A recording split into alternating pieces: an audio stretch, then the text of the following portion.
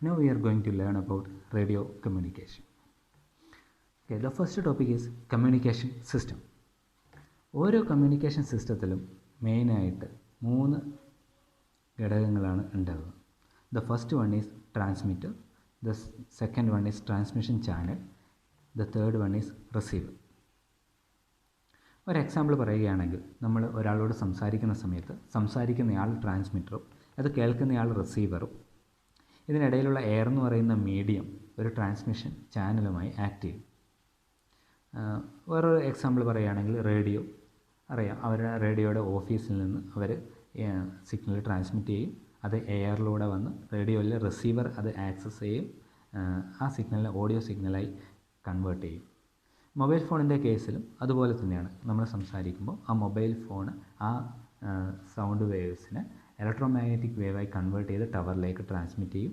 ആ ടവർ വഴി അതിനെ പ്രോസസ്സ് ചെയ്ത് വീണ്ടും ഇലക്ട്രോമാഗ്നറ്റിക് വേവായി മറ്റൊരു മൊബൈൽ ഫോണിലേക്ക് അത് റിസീവ് ചെയ്യും.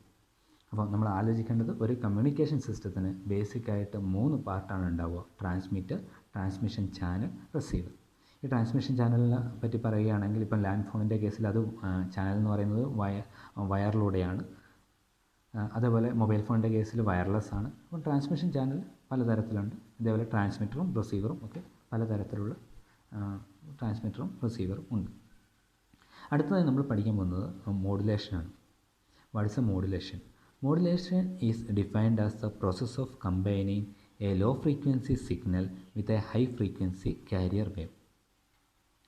അതായത് ഒരു ലോ ഫ്രീക്വൻസി സിഗ്നലിൻ്റെ കൂടെ ഹൈ ഫ്രീക്വൻസി സിഗ്നൽ കമ്പൈൻ ചെയ്യുന്ന പ്രോസസ്സിനെയാണ് എന്ത് വിളിക്കുക? മോഡുലേഷൻ എന്ന് വിളിക്കുക. ഇങ്ങനെ ഉണ്ടാകുന്ന വേവിനെ നമ്മൾ എന്ത് പറയും? മോഡുലേറ്റഡ് വേവ് എന്ന് പറയും. ഈ ലോ ഫ്രീക്വൻസിന്, അതായത് 2 ഇൻപുട്ടാണ് ഈ മോഡുലേഷന് വേണ്ടി ഉപയോഗിക്കുന്നത്. ഒന്ന് ലോ ഫ്രീക്വൻസി സിഗ്നലും ഒന്ന് ഹൈ ഫ്രീക്വൻസി സിഗ്നലും. ഈ ലോ ഫ്രീക്വൻസി സിഗ്നലിനെ നമ്മൾ മോഡുലേറ്റിംഗ് സിഗ്നൽ എന്ന് വിളിക്കും. ഹൈ ഫ്രീക്വൻസി സിഗ്നലിനെ നമ്മൾ കാരിയർ വേവ് എന്ന് വിളിക്കും. അതിൻ്റെ റിസൾട്ട് എന്ന് പറയുന്നത് മോഡുലേറ്റഡ് വേവാണ്. നമുക്ക് എന്തിനാണ് ഈ മോഡുലേഷൻ്റെ ആവശ്യം? എന്തിനാണ് മോഡുലേഷൻ ചെയ്യുന്നത്? നമ്മൾ പഠിച്ചൊരു ഇക്വേഷൻ ഉണ്ട്. We know that length of antenna is equal to wave length divided by 2. അതുപോലെ തന്നെ വേറൊരു ഇക്വേഷനാണ് frequency is equal to C by lambda. C എന്ന് പറയുന്നത് കോൺസ്റ്റൻ്റാണ്, ഡിവൈഡഡ് ബൈ വേവ് ലെങ്ത്. നമുക്കറിയാം, നമ്മൾ സംസാരിക്കുന്ന സിഗ്നലുകൾ, അതായത് ഓഡിയോ സിഗ്നൽ എന്ന് പറയുന്നത് 20 to 20 kHz റേഞ്ചിലാണ്. അപ്പോൾ ഒരു എക്സാമ്പിളായി നമ്മൾ തന്നെ സൗണ്ട് വേവിൻ്റെ ഒരു എക്സാമ്പിൾ എടുക്കുന്നു. 10 kHz റേഞ്ചിലാണ് നമ്മൾ സംസാരിക്കുന്നത് ആ ഫ്രീക്വൻസി എങ്കിൽ, നമ്മൾ എബോവ് ഇക്വേഷൻ വെച്ചിട്ട് അതിൻ്റെ കാൽക്കുലേഷൻസ് ചെയ്യുന്നു. അതായത് ലാംഡ, ഈ ഇക്വേഷൻ വെച്ച് നമ്മൾ ലാംഡ കണ്ടുപിടിക്കലാണ്. ഈ ഇക്വേഷനിൽ ലാംഡ എന്ന് പറയുന്നത് സി ബൈ എഫ് ആണ്. അത് നമുക്ക് എഴുതിയിട്ടുണ്ട്. Lambda is equal to C by f. അങ്ങനെയാണെങ്കിൽ സിയുടെ വാല്യൂ ഞാൻ ഓൾറെഡി പറഞ്ഞു, കോൺസ്റ്റൻ്റ് ആണ്, 3 × 10⁸ ഡിവൈഡഡ് ബൈ, നേരത്തെ നമ്മൾ പറഞ്ഞു എക്സാമ്പിളായി നമ്മൾ കൺസിഡർ ചെയ്യുന്നത് 10 kHz ഫ്രീക്വൻസിയിലുള്ള സിഗ്നലാണ്. 10 × 10⁻3. അപ്പോൾ നമുക്ക് വേവ് ലെങ്ത് കിട്ടി. 30 × 10⁻3 മീറ്ററാണ് നമുക്ക് കിട്ടിയ വേവ് ലെങ്ത്. അപ്പോൾ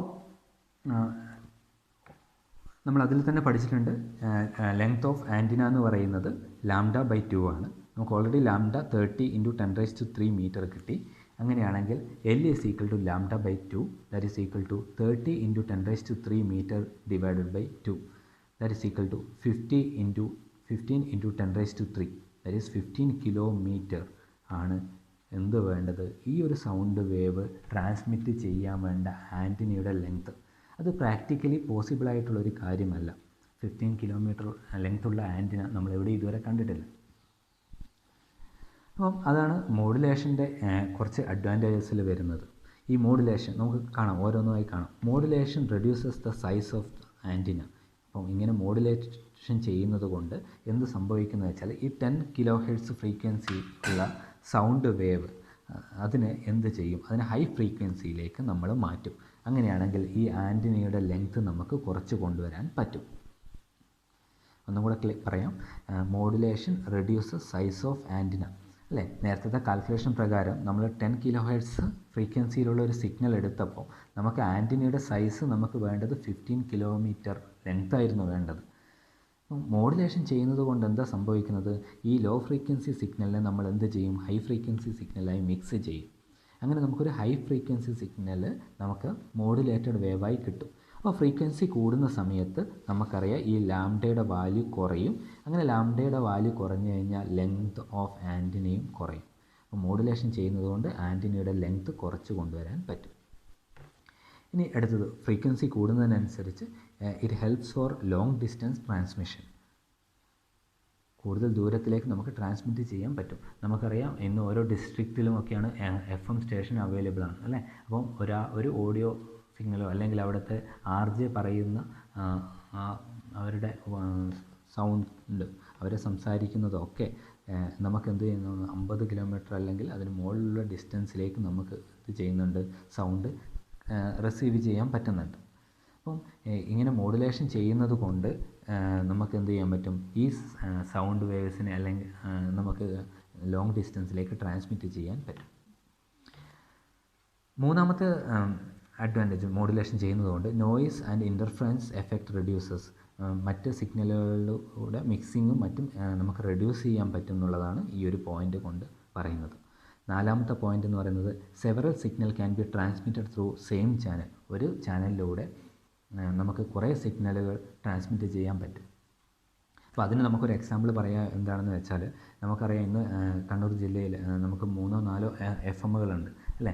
അപ്പം എല്ലാവരും ഒരേ ഫ്രീക്വൻസി റേഞ്ച്, നേരത്തെ പറഞ്ഞ പോലെ ഓഡിയോ ഫ്രീക്വൻസി റേഞ്ച് തന്നെയാണ് ട്രാൻസ്മിറ്റ് ചെയ്യുന്നതെങ്കിൽ ഈ ട്രാൻസ്മിറ്റ് ചെയ്യുന്ന സിഗ്നലൊക്കെ മിക്സായി പോകും. അത് ഏത് സ്റ്റേഷനിൽ നിന്നാണ് ആരാണ് പറയുന്നതെന്ന് നമുക്കൊരിക്കലും മനസ്സിലാവില്ല.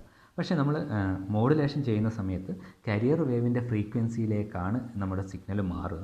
അപ്പോൾ ആ കരിയർ വേവിൻ്റെ ഫ്രീക്വൻസിയിൽ മാത്രമാണ് ചേഞ്ചസ് വരിക. അപ്പോൾ നമുക്ക് ഓരോ കരിയർ വേവിനും വേറെ വേറെ സിഗ്നലാണ് കറക്റ്റ് ഔട്ട്പുട്ടിൽ നമുക്ക് വരിക. അപ്പോൾ ഇതൊക്കെയാണ് മോഡുലേഷൻ്റെ അഡ്വാൻറ്റേജസ് എന്ന് പറയുന്നത്. ഒന്നാമത്തത്, modulation reduces the size of antenna. രണ്ടാമത്തത്, modulation help for long distance transmission. Third one, noise and interference effect reduces. And fourth one is several signal can be transmitted through same channel. Okay, ഇനി ഏതൊക്കെ type of മോഡുലേഷനാണ് ഉള്ളത്? Modulation മെയിനായി 3 ടൈപ്പാണുള്ളത്: amplitude modulation, frequency modulation, phase modulation.